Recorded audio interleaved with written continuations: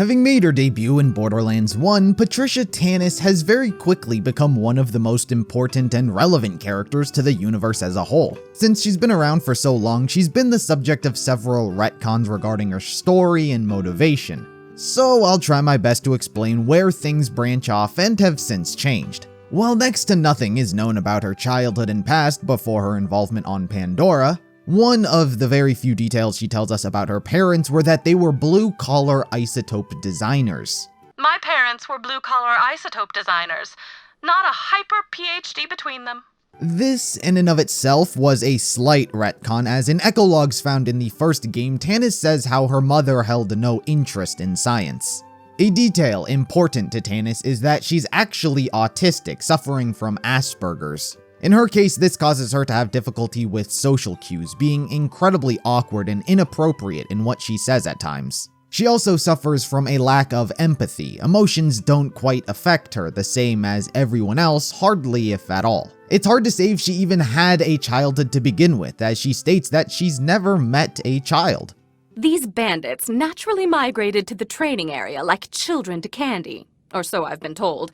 Never met a child, but I'm certain I'd hate them. It's clear that her early life was very isolated. Regarding her motivation and the career path she took, this also faced various changes over time. In the events of Borderlands 3, it said that she didn't choose to follow the path of her parents' footsteps, instead initially deciding to become a Vault Hunter after hearing tales about Typhon de Leon, the very first Vault Hunter. Needless to say, it didn't take long before she realized she was not fit for the profession of Vault Hunter. Her brain was undeniably her strong suit, so instead of hunting vaults, she chose to study them and uncover the Iridian's origins. But in Borderlands 1, her echologs clearly express her disbelief of things such as aliens fancying herself as a woman of science. So the reason her echoes might seem a bit off in the early stages are because her character motivation has changed over time. Either way, both of these paths led to her getting a job for the Dahl Corporation as a scientist and archaeologist who was tasked with the research in uncovering the vault on Pandora.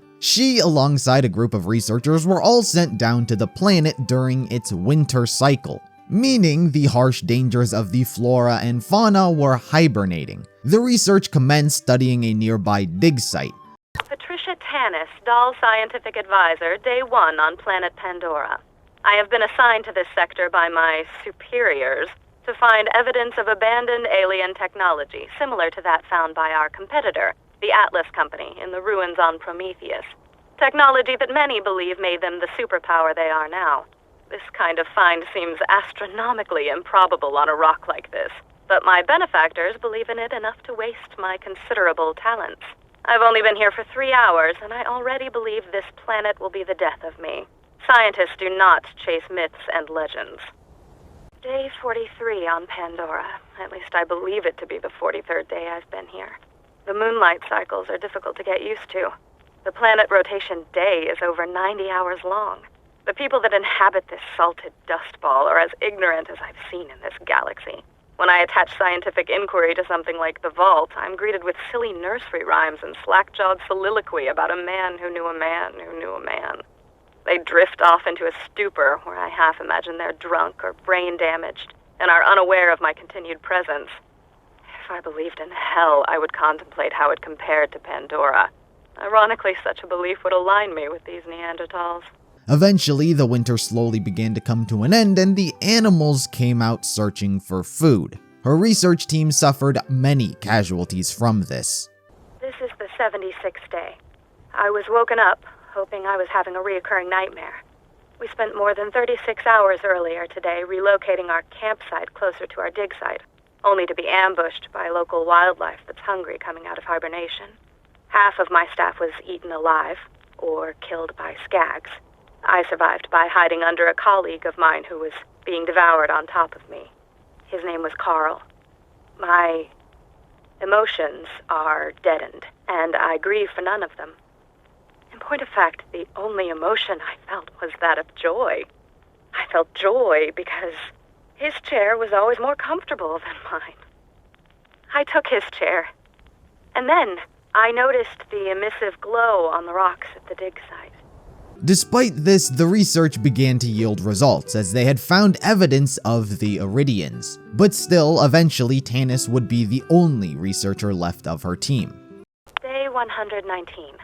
I sat in the shower in tears for just under an hour. This is interesting, considering we haven't had water for days. I equate my ever-decreasing sanity with that of the population of my dig site. With the investigation of the symbols and glowing patterns at the site, we finally unearthed arguably certifiable proof of the existence of alien life having been here on Pandora. But this celebration was lonely, as I only have 2 colleagues left. And I'm not too fond of the fat girl, Chimay. I've been told that scientific discovery requires sacrifice, but I never understood what they meant until now. Day 172. The fat girl, Chimay, was crushed under an alien ruin that collapsed today. She didn't die right away and begged me to put her out of her misery as she choked on various fluids and bile. I hesitated because she was the last one alive that wasn't me. As she was choking and coughing and dying, I tried to enjoy the interaction, which now? I imagined to be a conversation, as I knew it was the last I would have for a while. I finally got around to smothering her so that I could continue my research. I could tell that she regretted the decision. The Skags have been waiting for this meal for a while. They will not go hungry tonight. She slowly spiraled into a psychological insanity. She became more and more obsessed with finding the vault and speaks and treats her echo recorder as though it were another person. Patricia Tannis, Chief Scientific Advisor, Dahl Corporation, Day 224. The only conversations I have anymore are with this echo recorder. I've developed a relationship with it. Some cycles I sleep with it, and others I make it stay outside of my tent. My waning ability to discern logic from insanity is becoming cumbersome. I've been translating Eridan writings. In between arguing with the recorder, you went off for a few hours during my last sleep cycle. I heard you sneak out. If I were to pontificate, I would infer that the Eridan writings show a class-based society that was quite capable of both leadership and of armed conflict. As I work, I spend the majority of days having conversations with people that are not there. 2 days ago, I explained to my mother how the translation program I was writing would greatly help me understand exactly what all this Eridan text I've been attempting to decipher actually means. My mother has been dead for 16 years. She was never actually interested in science to begin with. I'm unsure if I'm quite to the point of no return, but my stubbornness, which I got from her in the first place, will keep me here putting up with her until I find exactly where the vault is. Or until I drive myself so far off the edge, I do not remember why I was doing this in the first place. Day 457. This is exciting. I think I might strip naked and run around to celebrate, but I'll do it during the dim cycle, for fear of prying eyes. Before overloading and melting 4 of my computer's 13-qubit operators, my program was able to decipher quite a bit more than I had been able to understand before. It will take a few days to fix, but I was able to find many repeated instances of an event that takes place every 200 years. It's repeated many times with a symbol that looks not unlike a circle with an upside-down V in it. It's possible that this is the vault. And something about the vault happens every 200 years. Tonight, for dinner, I will have eggs. Day 481. It's true. It's all true. My program did it. Program. I'm now certain that the vault is here, and that the symbol has something to do with opening it. I've checked and triple-checked my findings, and it all seems to make sense. It looks like there are extreme measures to keep the vault secure, but that it can be opened every 200 years. The vault's contents must be extremely valuable, maybe better than the Atlas tech. But I cannot reveal this information to anyone just yet. If I'm wrong, I'm done. And if I'm right, the suits will claim it. I must find the vault myself. Find. But just as she had begun to really crack at the mysteries of the vault and make progress, Dahl at this time made the call to abandon the planet. Their losses far outweighed their successes, and so they chose to cut ties to the planet. They did inform Tannis of this decision, telling her that she should leave with them, but her obsession had taken over by this point. She chose to stay on the planet and further continue uncovering the Iridian's past. Day 493. Dahl Corporation just shut down their mining operations here on Pandora. I think they are insane. Or that is, whoever is making the decision is insane. Iridium mining on this planet has been hugely lucrative for Dahl, and has funded my project. It's been especially profitable given how low their labor costs are. I wonder what Dahl will do with all the unpaid convicts they've been using to work their mines. I wonder if any of them will be my friend. What? Why are you always so jealous of me getting new friends? I'm turning you off. Day 578. I haven't slept in 3 days. I just ate 6 bugs in alphabetical order, starting with Carabus auronitans and ending with a dessert of Tetrix undulata. The information I've uncovered from my automated deciphering has me closing in on the location of this event. An event I believe to be the opening of the vault. Echo Recorder and I are not together anymore, but I wish him the best, and we remain friends, so that I can keep recording these messages. He agreed, because we need to complete what we set out to do, and document the intensive search for the mythic vault. It's not a myth. It is real. Day 616. Sometimes I wish I had never been given this assignment, and never come to Pandora. Dahl has asked me to leave. The transmission said it's time to go. Everyone has left, except the criminals who they've let loose. They won't be my friends. So I had decided to return to leave as Dahl has ordered, but then I found something. I think it is the key to the vault. It proves the vault is real, and that it's here on Pandora, and that it can be mine. I also learned that, by my calculations, we're near the 200th anniversary of the last vault opening. Within half a year, approximately. If I leave now, I will never make it back in time. I will stay. Maybe one of the convicts will be my friend. Her research would yield many results, uncovering the location of the vault, when it would open, and even the key that would be needed to unlock it. Day 653. Today is my birthday. I've been alone for an incalculable amount of time. A convict accidentally crossed over into my encampment this morning, and I allowed him to look about before I shot him in the back several times. I was immediately filled with regret upon doing this, because the human contact, no matter how awkward, would have been nice. I've decided his name was Leslie, and he had a troubled childhood where people would make fun of him for having a girl's name. And the torment eventually led Leslie to a life of crime and debauchery. There was a tattoo on his bum that looked not unlike the name Patricia. I might have imagined the tattoo. The experience compelled me to move the vault key fragment I found so that it can be safe. It's extremely important, so I've given it to the man known as Crazy Earl. He's not crazy. He doesn't like people. The vault key will be safe with him. I also gave him my underwear. She initially has a fear and inability to leave the campsite she's been held up at, but thanks to an accidental sleepwalking accident, she overcomes this fear and begins to explore Pandora a bit more once again. Day 684. I seem to be unable to leave camp anymore. I've collected all of the information I need to be able to find the vault, but I'm overcome with terror and instantaneous paralyzation upon any attempt to leave my confines. I believe I have some kind of psychosis. Whatever it is, I'm a prisoner of my own jail, and I will not be able to find anything without help from an outside party. I will put out feelers to see if I can get someone on this rock to grant me assistance.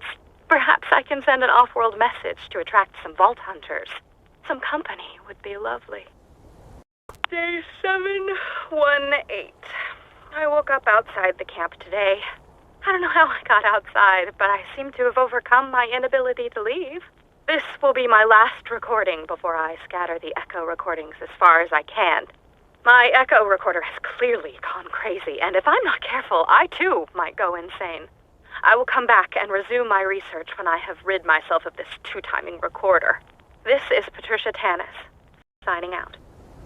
As mentioned throughout her echoes with Crazy Earl, for example, she did come to know of and sparsely interact with other residents of the planet. Most of these would be for the purpose of her research of the vault. She allied herself with anyone and everyone who could potentially assist her in this goal. This included the likes of bandits. She would get various resources from them as noted by Marcus Kincaid. Since she's not buying any products from him, he figures she has some sort of arrangement with them. This would come to bite her in the ass as the vault key she had obtained was stolen from her and scattered across Pandora, setting her back a little bit. And this is where the events of Borderlands 1 come in. By now, she has become well known amongst many of the residents of the planet for her research. When the Vault Hunters Roland, Lilith, Mordecai, and Brick come to the planet in search of its vault, they are naturally pointed into the direction of Tannis over time. She winds up sending them out to reclaim the key that she has lost, and throughout each trial and tribulation, the key winds up getting reformed to its former glory. A bit of a problem came in during this process, however. While the Vault Hunters were gathering the pieces, Tannis was visited by Commandant Steele, the leader of Atlas's Crimson Lance Force, another megacorporation. Similar to Dahl, Atlas is also trying to find the vault, and no doubt within their time on Pandora, they heard tale of the researcher who was making headway in her field. So Steele paid Tannis a visit expressing their common interest. She recommended sending the Vault Hunters out once more to kill some bandits, which Tannis agreed to do because it sounded like something they would enjoy. But thanks to Steele, it's all disguised under a ruse that they are hunting another vault piece. Tannis winds up sending them out to kill an old former associate of hers, Baron Flint. But as the Vault Hunters are out dealing with him, Tannis does go ahead in trying to use Steele and her forces to try and uncover the vault. However, she wound up getting betrayed. Once Tannis led them to the vault's location, Steele betrayed her, took the key, and locked her up. Fortunately, the Vault Hunters didn't take her deception too personally, as they rescue her and open the vault where they fight the Destroyer. To be blunt, Tannis didn't gain many answers from this event. Undeniably, what transpired was important to her research, but it just significantly raised more questions than answers. Because of that, her search in uncovering its mysteries continued. In the meantime, Roland entrusted her with the safeguard of the vault key, while he and the others went off to pursue other ventures. Tannis does make another appearance in the events of Claptrap's Robot Rovolution. She has the characters gather various pieces of scrap from Claptraps for a very important side project of hers. By the time it's all said and done, it turns out she was building an android which looked like herself so she wouldn't be lonely.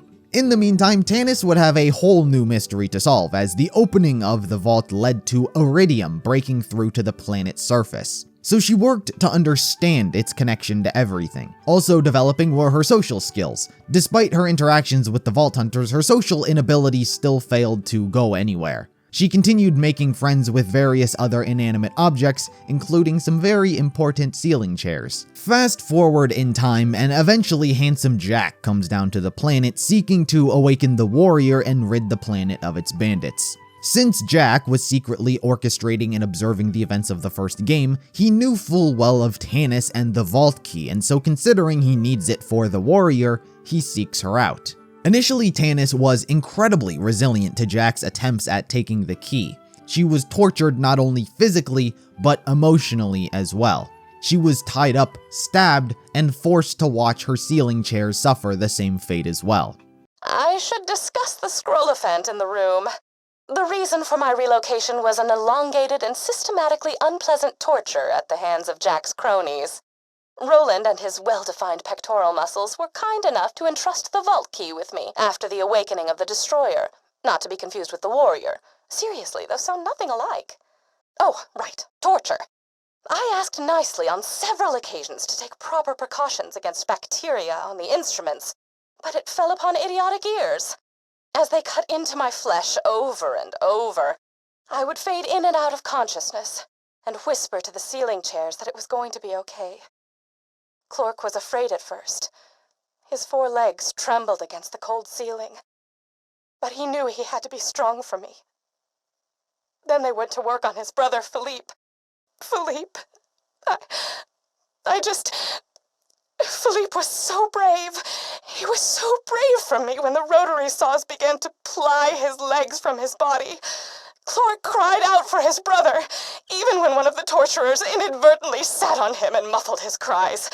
The last thing Philippe said, before he passed on to the great wooden beyond, was, "I love you, Patty. I love you." And then he was gone.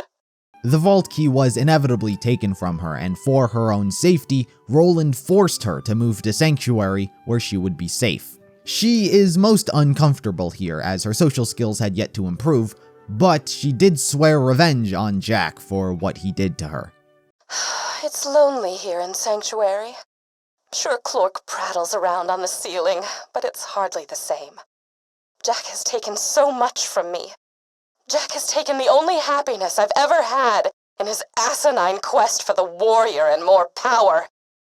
Revenge is as pointless as music, but on this occasion, I will allow myself the revenge. I will allow myself to aid in his downfall. Mark my words, Jack. You're going to die. She had a most troublesome time acclimating to Sanctuary and its residents, as even the slightest bit of interaction caused an involuntary physical response. I am going to die. Roland forcibly relocated me to Sanctuary for what he claimed was my safety, but the slackjaws who populate this city make my flesh scream. A young woman said hello to me today. I stared back at her, my mind screeching as I looked for a way to escape this unwanted interaction. As my face grew red with nauseous stress, a blood vessel popped in my nose and a jet of crimson shot out of my nostrils, splattering us both with blood. She screamed and ran away. As pleased as I was at the time, I fear causing fountains of blood to shoot from my face will not be a viable long-term strategy for avoiding conversation.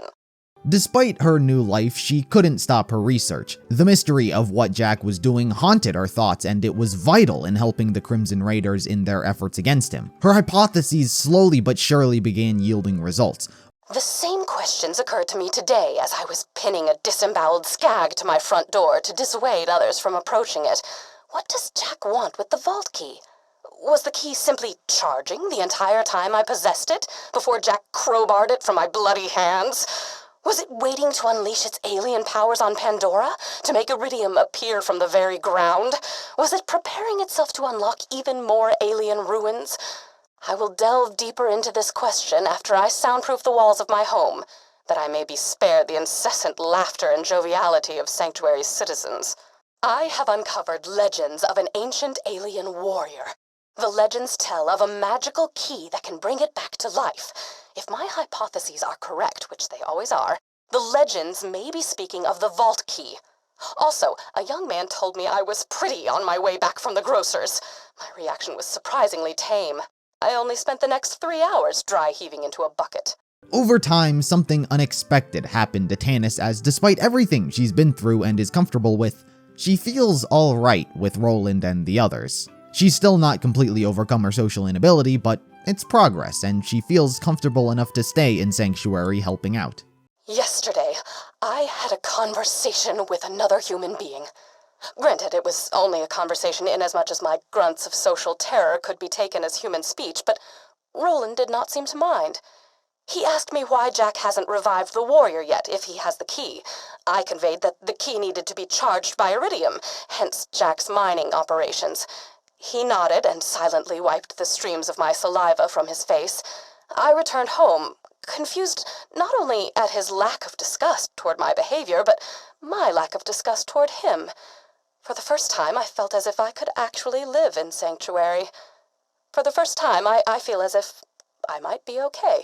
Thanks to the information she provides in regards to what Jack's plan is, the Crimson Raiders are capable of planning accordingly. Within the story of Borderlands 2 as a whole, she doesn't play too much of an active role. Her job is to learn more about the Iridians and things relevant to them. This is an exceedingly difficult task, as information is hard to come by. She commences her research within the confines of the Crimson Raiders' headquarters, occasionally sending the Vault Hunters out to do menial tasks for her. Probably the most significant event relevant to Tannis throughout the story of Borderlands 2 was the death of Angel, Jack's daughter and the Siren possessing the phase shift ability, the power to communicate and control technology. There's still much mystery surrounding what happened here, but whether by choice of Angel or complete happenstance, upon her death, her Siren ability found a new host in Tannis, making her one of the legendary Sirens. She would confide this information within Lilith, as she too was one, but ultimately they chose to keep this information a secret.